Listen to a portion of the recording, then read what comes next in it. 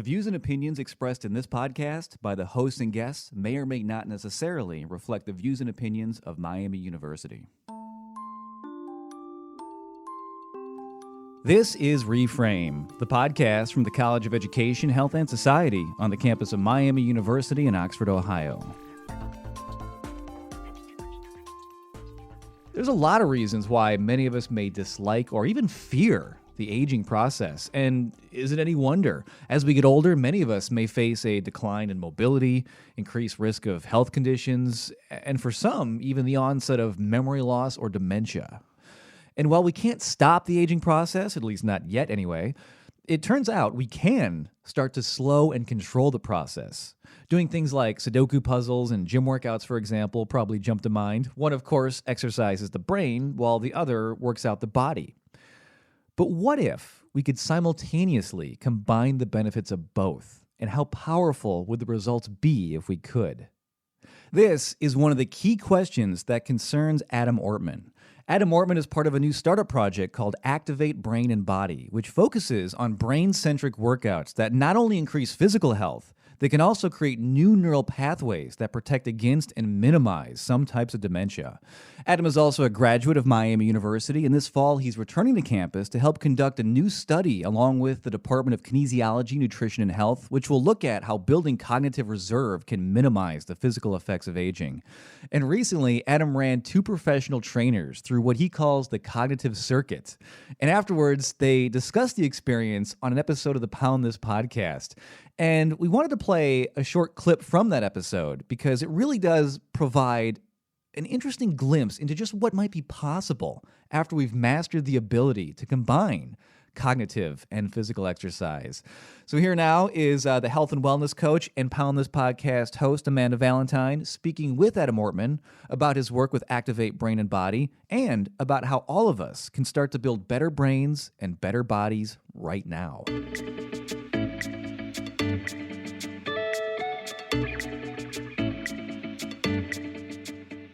I am Amanda Valentine. 2 returning guests joining me today. One, Josh Garrett from Cincy 360 Fitness. Hi, Josh. Hi, Amanda. And Adam Ortman, who has not been on since episode 62, multiple years ago. It's about time you came back. It's been a while. I didn't realize it was episode 62. It's great. Like 700 episodes later. I know, right? So last time you came on, we talked about you worked at Anytime Fitness in Dayton, Ohio. Yep. And now you tell me the process from, I guess, what's happened since 2018. Let's just go ahead and leave out COVID. Yeah. And let's just talk about the gym from where you were there to what you're working on now. Yeah. So our next chapter has begun. We've moved on from Anytime Fitness as of at the end of August, which is very exciting. It's a new chapter in our journey. And we're with Activate Brain and Body, where we want to help individuals build a more resilient brain through physical exercise, stress management, and nutrition. Oh, yeah, that's awesome. Now, we're going to have to unpack all of that. Oh, we will absolutely unpack all of that. Because, I mean, whenever we, you asked about, coming on the podcast again and stuff like that, I'm like, okay, this sounds so interesting of putting the brain element into physical activity, which there has to be some level of brain activity, obviously, when you're doing the motions, you're doing the exercise, you're not trying to hurt yourself, you're getting that mind-body connection, all of that. But so then what are you talking about as far as using your brain with exercise? Yeah, so exercise is the number one thing you can do for your brain health. Proven, research shows it. Individuals, and this was me back in the day, like Sudoku, crosswords, brain puzzle games. There's nothing wrong with that towards brain health. But all of us are aging and none of us can ever defeat or go away from that. And as we age, our brain health does decline.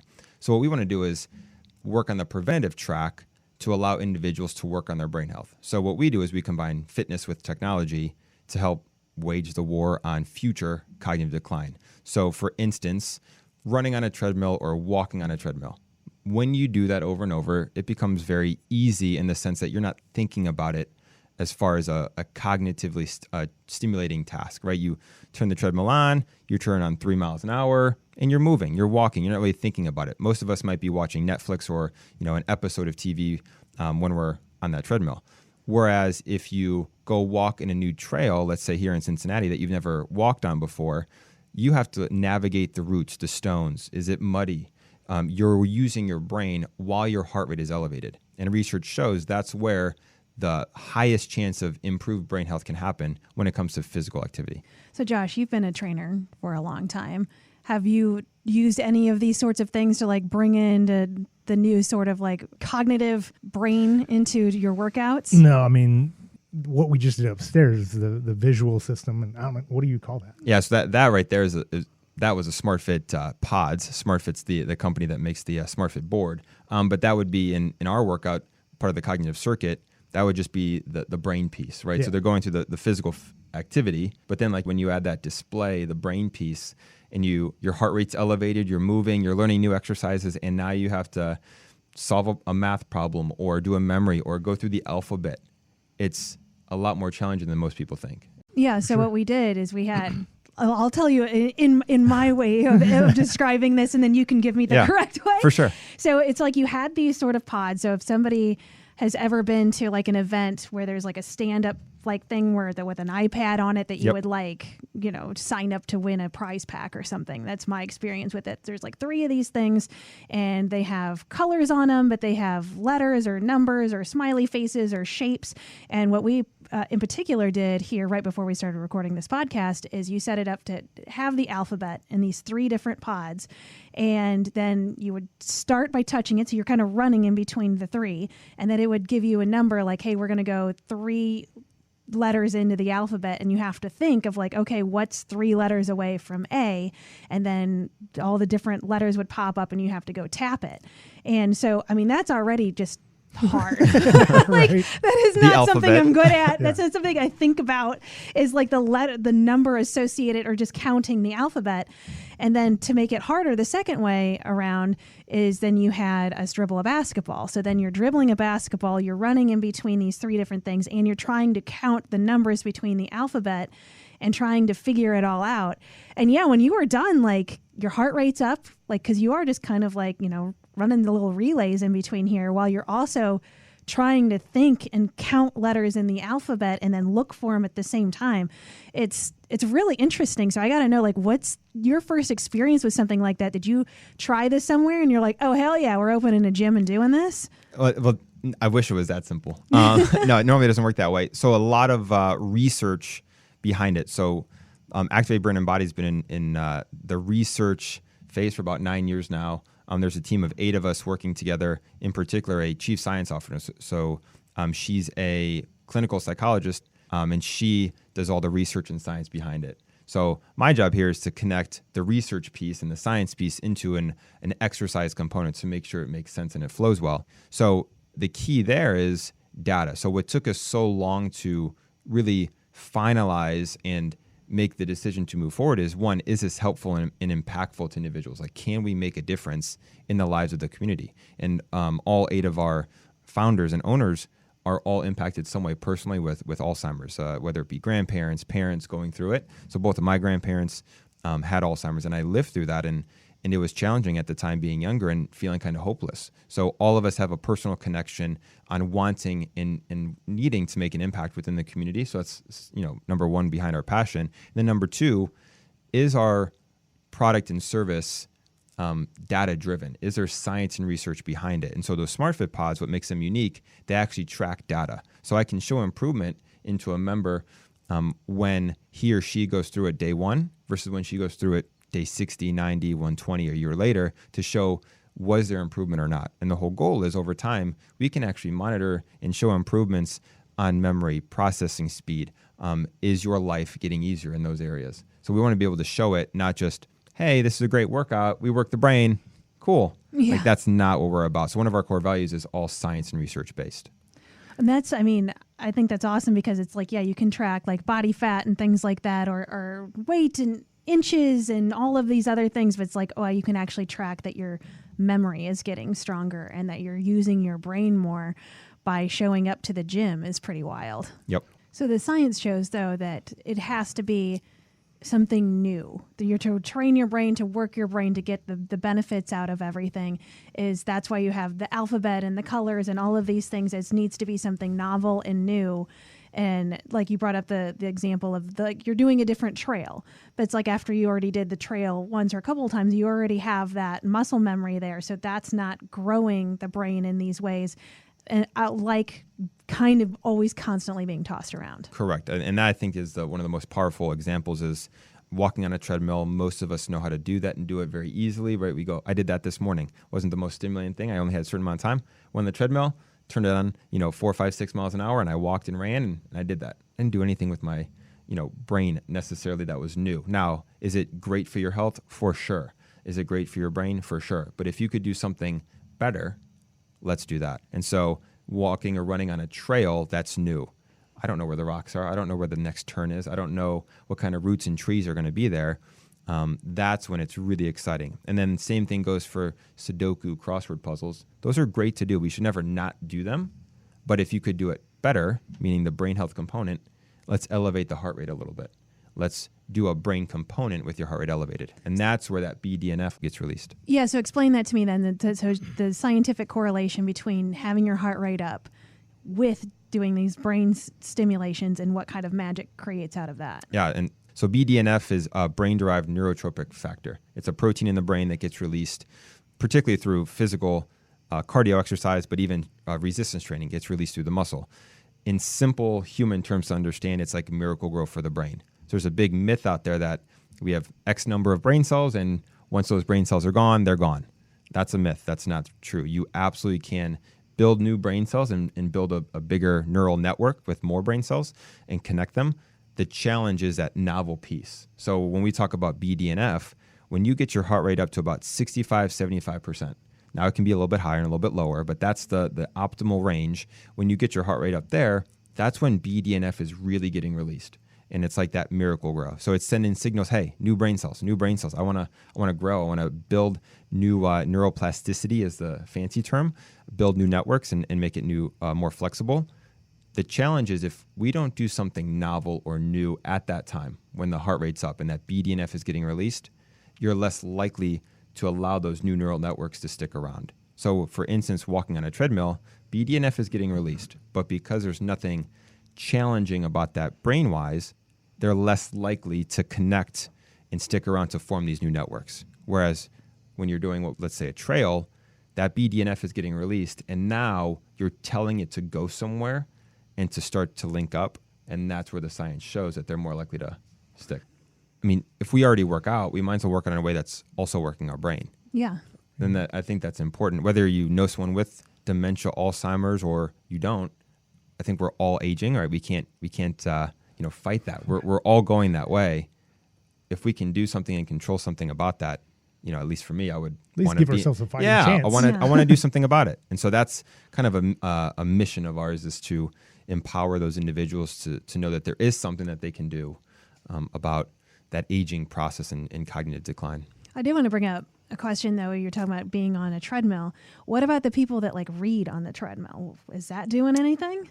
So we've talked about this a little bit. So I would challenge what type of one. I think if they're doing that, the treadmill is probably very slow. Well, and not speed, but yeah, it's probably slower, but it's not demanding a lot on their brain component. Gotcha. Whereas, so their focus isn't necessarily dual tasking. So dual tasking is when your brain and body is working at the same time, meaning you have to give your brain a piece of this working memory along with your body. So for instance, when we were doing that alphabet skip the letter, you were moving, laterally forward, back, running sometimes, or dribbling a ball. That's the physical component. But at the same time, your brain was working with probably as much, if not more, of the output needed. Which letters next? How many numbers is going to pop up and backwards alphabet? And then, I still need to dribble the ball. Where's the ball in space? Yeah. So there's a high demand for the brain component and the physical component. Whereas if someone's walking on a treadmill, the book's not moving necessarily. The treadmill is probably not moving all that fast. So the output needed on both the physical and cognitive piece probably isn't super challenging. So, with all of the science showing how much this can, improve brain health and everything else, how come you don't see this happening anywhere? I've never had any sort of workout like this. Like, Josh, have you ever done any sort of exercise training like that? Yeah. That's wild. Obviously you're an innovator in the space, but so hence the reason we're coming. Yeah. But why is that? I think it's interesting when you look at a lot of these looking at the technology piece of it, a lot of it's made for, or at least designed for the youth or rehab facilities. So when we talk to a lot of the technologies, the smart fits, the extra games, a lot of the tools right now are geared towards kids and movement and being more active and more of the gamify is the term that they use, right? They want to make exercise fun, right? A lot of video games out there. So how do we make it more fun? So yes, 100% our workouts are going to be fun. They're going to be designed no matter what your age or physical activity is. It's going to be very fun and you'll want to stick around for sure. But that's where the science and research comes in. And I think the missing link is how to operationalize it and putting it in a way where it makes sense to the consumer or to the individuals. Because all of these are very flashy toys and they can be really exciting for a month or two. But if it's not showing change, if it's not designed with the exercise and the science piece exactly the right way, there's not going to be results. And if there's not results, no one's going to stick around. So is there an optimal amount of time that you're going to exercise and an optimal amount of sessions per week? Yeah, so what we found, so we did a 6-month, trial at our previous studio, and then we also, we're doing a 12-week study at Miami University, which is really exciting. That's going to start in November. We're taking that and doing a research study with them. But what we found and what data is showing, 2 times a week, those 60-minute sessions, is when, for at least 8 weeks, so twice a week for at least 8 weeks, the individuals in our trial program saw improvements both physically and with cognition. And when I say cognition, memory, visual spatial, which is your ability to see things in space and recall that, and then executive function, which is decision-making abilities. So when they came at least 2 times a week for at least 8 weeks consistently, they saw improvements across those.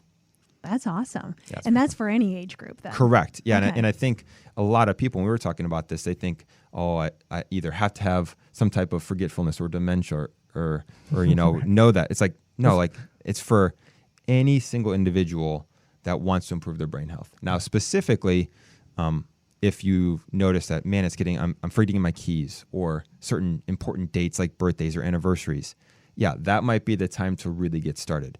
But it's never too early to start taking action towards it. So out of all of this research and everything that you've been doing, what would you say is the most interesting thing that you learned in the process? I don't know if this has to do exactly with research, but personally, I think it's the feeling of going back to when my grandparents had it. I lived with my grandpa as he was going through it. And, he would call me different names every day. He thought we were living on a farm. We were in a house in a suburb. Some days he was irritable. Some days my mom was frustrated. You feeling like I had no control over it and I couldn't do anything to help. And I think my mom felt that same way. Knowing that now there's things that we can do and I can help guide somebody in that direction and hopefully inspire someone to do something and take action. I think that's the most interesting thing that I learned is that there is hope. There is something we can do. And if you know somebody or personally you're starting to forget your keys or important dates, take action. There is something you can do versus I felt like, at least with my grandpa, it's coming, it's happening. I hope this is peaceful for him was kind of the feeling that we got. Because there wasn't anything that we could do. So I think that's the most interesting thing that I've learned through this research is there is something we can do, and it's backed by research and science. So now it's just inspiring and helping others take action. Adam Ortman is a graduate of Miami University's Department of Kinesiology, Nutrition, and Health. And to learn more about his work with Activate Brain and Body, visit activatebrainandbody.com. And to hear more of the over 700 Pound This podcast episodes that Amanda Valentine has hosted as part of her mission to provide motivation for a healthy lifestyle, visit poundthis.com. And this is the Reframe Podcast. Thank you so much for listening.